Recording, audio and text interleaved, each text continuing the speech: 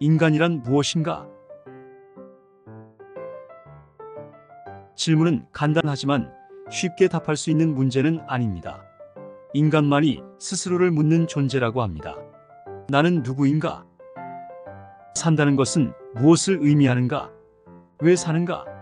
무엇을 위해 사는가? 인간의 본질은 무엇인가?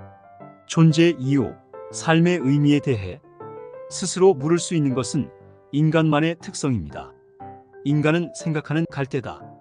인간은 사회적 동물이다. 인간은 만물의 영장이다. 수많은 정의가 있지만 인간의 특성을 말하는 것이지 본질에 대한 정의는 아닙니다. 인간은 모자라는 존재다. 아놀드 갤렌의 말입니다. 좀 괜찮아 보이기는 하는데 뭔가 조금 모자라는 것 같지요. 한스 요나스는 인간은 동물과의 구별에서 시작된다고 말했지요. 그렇습니다. 뭔가 좀 모자란 것 같기는 하지만 그래도 동물과는 다릅니다. 그렇다면 하나님은 인간을 어떻게 정의할까요? 성경 로마서 3장 23절 모든 사람이 죄를 범하였음에 하나님의 영광에 이르지 못하더니 모든 사람이 죄인이라고 말합니다. 인간의 본질이 죄인이라는 것이지요. 많은 사람들이 이 말에 동의하지는 않습니다. 저 역시도 나름 성실하고 선하게 살려고 노력했기 때문에 이 말에 동의하는 데는 오랜 시간이 걸렸지요. 자동차의 종류가 참 많습니다. 그랜저, 소나타, 화물차, 벤츠, BMW, 아우디, 테슬라 등 우리가 볼 때는 고물차, 싼 차, 고급차, 외제차, 여러 종류의 자동차가 있지만 비행기를 타고 저 멀리 하늘 위에서 보면 그냥 차차차입니다. 점점점으로 보이죠? 요즘은 잘 없지만 옛날 재래식 화장실에 가보면 변속에 구더기들이 우글우글합니다. 자기들끼리는 내가 더 잘생겼어, 내가 키가 더 커, 그럴런지는 모르지만 사람이 볼 때는 뭐라고 할까요? 에이 더러워. 그 이상도 그 이하도 아닙니다. 이 땅에서 저 하늘까지의 거리보다도 하나님과 사람과의 거리가 훨씬 더 멉니다. 구더기와 사람을 비교할 수 없는 것처럼 하나님과 사람은 비교 대상이 아닙니다. 차원 자체가 다르지요. 우리끼리는 착한 사람, 나쁜 놈, 부자, 거지, 의사, 판사, 검사, 노가다, 청소부 이럴런지는 모르지만 하나님의 시각에서 보면 인간은 죄인일 뿐입니다. 평생을 봉사하며 선하게 살았던 테레사 수녀나 수많은 사람을 죽인 연쇄살인마나 하나님이 보실 때는 모두 구원받아야 할 죄인입니다. 대통령이나 대기업 재벌 회장이나 길거리에서 구걸하는 거지나 하나님이 보실 때에는 모두 다 구원받아야 할 죄인일 뿐입니다. 우리는 보통 죄를 지어서 죄인이 된다고 말하지만 성경은 우리가 죄인이기 때문에 죄를 짓는다고 말합니다. 본질이 죄인이라는 것이지요. 로마서 5장 12절 한 사람으로 말미암아 죄가 세상에 들어오고 죄로 말미암아 사망이 들어왔나니 이와 같이 모든 사람이 죄를 지었으므로 사망이 모든 사람에게 이르렀느니라. 한 사람이 죄를 지었는데 모든 사람이 죄를 지었다고 말합니다. 죄 때문에 죽는다고 말합니다. 로마서 6장 23절 죄의 삭은 사망이요. 히브리서 9장 27절 한 번 죽는 것은 사람에게 정해진 것이요 그 후에는 심판이 있으리니 죽음은 정해져 있고 후에는 심판이 있습니다. 어떤 사람이 저에게 말했습니다. 나는 죄 지은 적이 없어. 교회 다니는 저 사람들보다 내가 훨씬 착하게 살았어. 그런데 내가 왜 죄인이야? 아담의 죄와 나와 무슨 상관이야? 제가 전도할 때마다 종종 듣는 말입니다. 어쩌면 그분들 입장에서는 당연한 말입니다. 적절한 표현일지 모르지만 이렇게 설명해 보겠습니다. 2002년 월드컵 때 우리나라 대표팀이 4강까지 올라갔고 온 국민이 열광했지요. 그들이 이겼을 때 우리가 이겼다고 온 나라가 축제 분위기였습니다. 내가 그들을 국가대표로 뽑아준 적도 없고 국가대표를 뽑을 때 히딩크 감독이 저에게 물어본 적도 없습니다. 그런데도 그들이 이기면 우리가 이겼다고, 대한민국이 이겼다고 열광합니다. 그들이 졌을 때 내가 뽑아준 적이 없으니 무효다라고 말할 수 있을까요? 그럴 수는 없지요. 내가 뽑지는 않았지만 그들은 대한민국을 대표해서 시합에 나갔고 그들이 이기면 우리가 이긴 것이고 우리나라가 이긴 것입니다. 대표성의 원리입니다. 인류의 조상 첫사람 아담은 인간을 대표해 하나님과 언약을 맺습니다. 선악과의 언약입니다. 창세기 2장 16절 동산의 각종 나무의 열매는 마음대로 먹되 선악을 알게 하는 나무의 열매는 먹지 말라. 먹는 날에는 반드시 죽으리라. 아담은 실패했고 인간은 반드시 죽습니다. 로마서 5장 19절 한 사람이 순종하지 아니함으로 많은 사람이 죄인 된 것 같이 한 사람의 죄 때문에 모든 사람이 죄인이 되었다고 말합니다. 이 땅에도 비슷한 일들이 있지요. 군대 가면 단체 기합이라는 게 있습니다. 병사 한 사람이 잘못했는데 중대 전체가 벌을 받기도 하고 소대 전체가 벌을 받기도 합니다. 아담 이후에 모든 사람은 죄인으로 태어납니다. 죄의 삭은 사망이고 그 후에는 심판이 있습니다. 벌레도 죽지 않고 영원히 꺼지지 않는 지옥불의 심판입니다. 성경은 끊임없이 죄를 이야기하고 심판을 이야기합니다. 하나님에게는 여러 가지 속성이 있지만 그 중에서도 가장 중요한 속성은 사랑입니다. 우리가 지옥에 떨어지는 것을 원하지 않습니다. 모두가 구원받기를 원하십니다. 마가복음 2장 17절 건강한 자에게는 의사가 쓸데없고 병든 자에게라야 쓸데있느니라. 나는 의인을 부르러 온 것이 아니요 죄인을 부르러 왔노라 하시니라. 내가 병든 줄 알아야 의사가 필요한 줄 알고 병원을 찾습니다. 치료의 기회가 생깁니다. 죄인인 줄 알아야 구원자를 찾습니다. 구원받을 기회가 생기지요. 누가 구원자일까요? 우리를 죄에서 건져낼 자 누구입니까? 어디서 찾아야 할까요?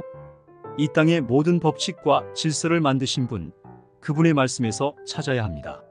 사도행전 4장 12절 다른 이로서는 구원을 받을 수 없나니 천하 사람 중에 구원을 받을 만한 다른 이름을 우리에게 주신 일이 없음이라 하였더라. 저는 개인적으로 불교를 창시한 석가모니, 유교를 창시한 공자, 위대한 철학자 소크라테스, 그분들의 가르침을 좋아하고 또 존경합니다. 그러나 나의 죄를 구원하실 분이라 생각하지는 않습니다. 예수라는 이름의 뜻을 아십니까? 자기 백성을 저의 죄에서 구원할 자라는 뜻입니다. 요한복음 14장 6절 내가 곧 길이요 진리요 생명이니 예수 그리스도만이 우리 죄를 위한 하나님의 유일한 길입니다. 예수 외에는 구원의 다른 길이 없습니다. 이렇게 정리할 수 있습니다. 하나님은 천지를 창조하셨고 사람을 창조하셨습니다. 사람은 하나님의 형상을 닮은 특별한 존재로 만드셨지요. 창조주 하나님과 인격적 교제를 나누는 유일한 존재인 인간은 아담의 범죄로 하나님과 단절되었습니다. 그 결과는 죽음입니다. 성경에서 죽음은 생명의 근원인 하나님과의 단절입니다. 예를 들어보겠습니다. 예쁜 꽃 한 송이를 꺾어서 제 손에 들고 있다고 생각해 봅시다. 예쁘고 싱싱하기도 하지만 생명의 근원인 나무에서 꺾였으니 시간이 문제지. 곧 말라 비틀어질 것이고 버려지겠죠. 실상은 죽은 것입니다. 물고기 한 마리가 물속이 답답하다고 물 밖으로 뛰쳐나왔다고 생각해 봅시다. 펄떡펄떡 뛰고 살아있는 것처럼 보이지만 물고기의 생명의 근원인 물과 단절되었으니 시간이 문제지 곧 죽겠지요. 인간의 상태가 이와 같다 할 수 있습니다. 겉으로는 멀쩡하게 살아있는 것처럼 보이지만 생명의 근원인 하나님과 단절된 인간은 시간이 문제지 죽은 것입니다. 하나님과 단절된 아담 이후에 모든 인간은 죽음이고 이후에는 심판이 있을 뿐입니다. 구원이란 무엇일까요? 물고기의 구원은 물속으로 돌아가는 것이죠. 꺾여진 꽃의 구원은 원가지에 접붙임하는 것입니다. 사람의 구원은 생명의 근원인 하나님께로 돌아가는 것입니다. 죄로 인해 단절된 하나님과의 관계를 회복하는 것입니다. 단절된 하나님과의 관계 회복을 위해 오신 분, 그분이 예수 그리스도입니다.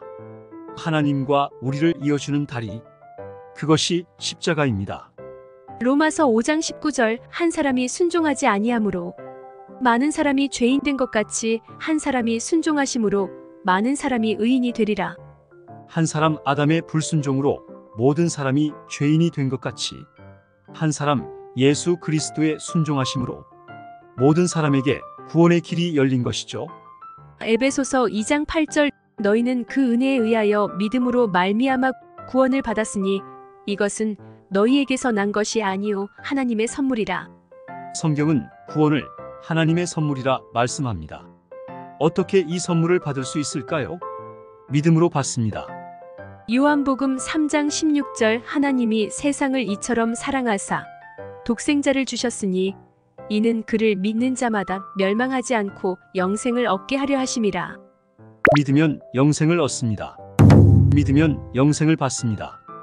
요한복음 1장 12절 영접하는 자 곧 그 이름을 믿는 자들에게는 하나님의 자녀가 되는 권세를 주셨으니 믿고 영접하면 하나님의 자녀가 됩니다. 사도행전 16장 31절 주 예수를 믿으라 그리하면 너와 내 집이 구원을 받으리라. 예수님을 믿으면 구원을 받습니다. 요한계시록 3장 20절 볼지어다 내가 문 밖에 서서 두드리노니 누구든지 내 음성을 듣고 문을 열면 내가 그에게로 들어가 그와 더불어 먹고 그는 나와 더불어 먹으리라. 예수님은 강도가 아닙니다. 우리가 문을 열지 않으면 들어오지 않습니다. 제가 전도하다 보면 10년 만에 20년 만에 여시는 분도 있고 듣는 즉시 여는 분도 있습니다. 혹시 아직도 열지 않으셨다면 지금 여시면 됩니다. 어렵지 않습니다. 마음을 열고 받아들이시면 됩니다. 중요한 것은 진심입니다. 그러면 구원받습니다. 하나님의 자녀가 됩니다. 이렇게 기도함으로 받을 수 있습니다. 같이 해볼까요? 예수님, 저는 죄인입니다. 십자가에서 죽으심으로 내 죄값을 담당하시니 감사합니다. 나는 예수님을 믿고 싶습니다. 지금 나는 내 마음의 문을 열고 예수님을 나의 구주, 나의 하나님으로 영접합니다. 나의 죄를 용서하시고 영생을 주심을 감사합니다. 나를 다스려 주시고 나를 주님이 원하시는 사람으로 만들어 주옵소서. 예수님의 이름으로 기도합니다. 아멘. 로마서 10장 10절 사람이 마음으로 믿어 의에 이르고 입으로 시인하여 구원에 이르느니라. 진실한 마음으로 이 기도를 하신다면 그분의 약속대로 당신의 마음속에 들어오실 것입니다. 진실한 마음으로 이 기도를 따라 하셨다면 진심으로 예수님을 믿고 나의 구원자로 받아들이셨다면 이미 예수님은 당신의 마음속에 들어오셨고 당신은 구원받은 하나님의 자녀가 되었습니다. 아이가 태어나면 엄마 품에 자라듯이 영적으로 새롭게 태어난 하나님의 자녀는 가까운 교회에서 신앙생활을 통하여 하나님을 좀 더 자세히 알아갈 수 있습니다. 지속적으로 성장할 수 있습니다. 감사합니다. 저는 전도자 이영일입니다.